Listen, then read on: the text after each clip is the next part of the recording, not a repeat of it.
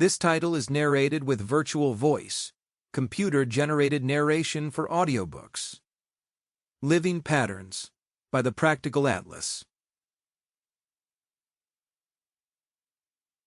Introduction.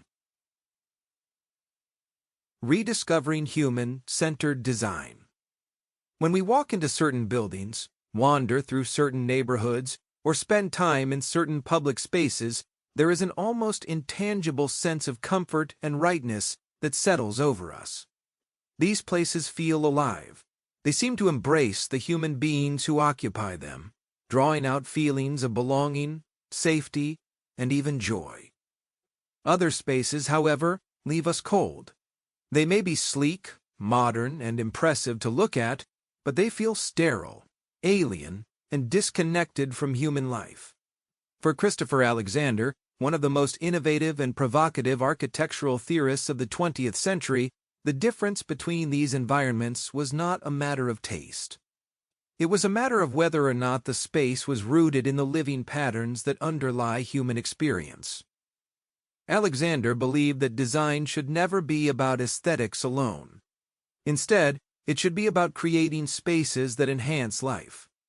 His vision grew into a framework known as pattern language theory, a groundbreaking approach that sought to uncover and organize the recurring solutions that human beings had discovered over centuries of building, living, and adapting to their environments. Just as natural languages allow people to combine words into countless sentences, a pattern language provides a vocabulary of design solutions that can be combined in endless ways to generate meaningful, human-centered environments.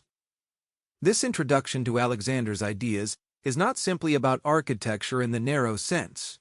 His theories challenge us to think about how all human systems, from cities and homes to workplaces and even software, can be designed in ways that align with our natural rhythms and needs.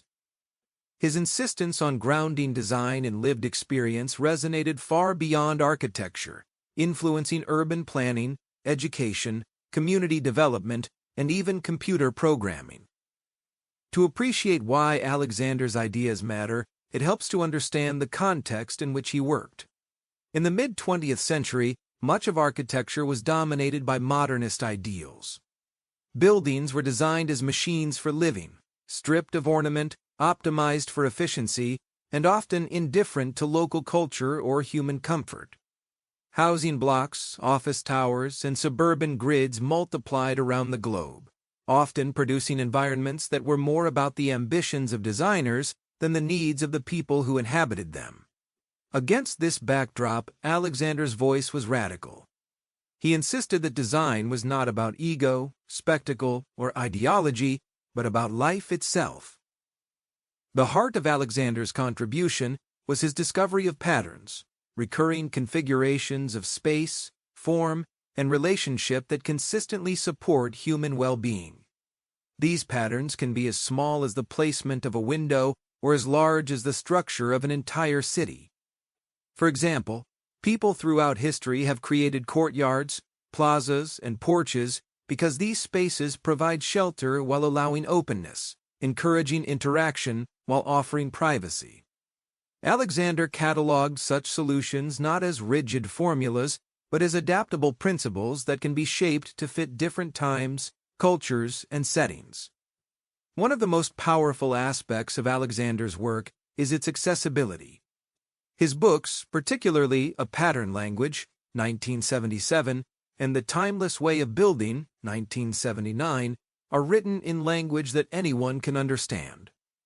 They are not restricted to architects or urban planners. Instead, they invite all people to become participants in shaping the spaces they inhabit.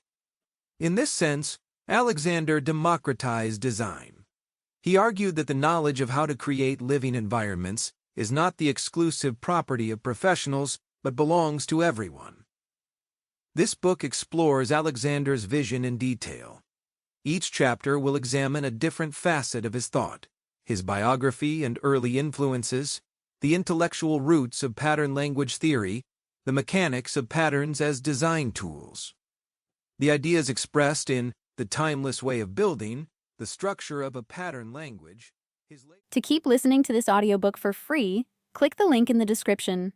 It will take you to a free Audible trial where you can listen to this and many other books for free for 30 days.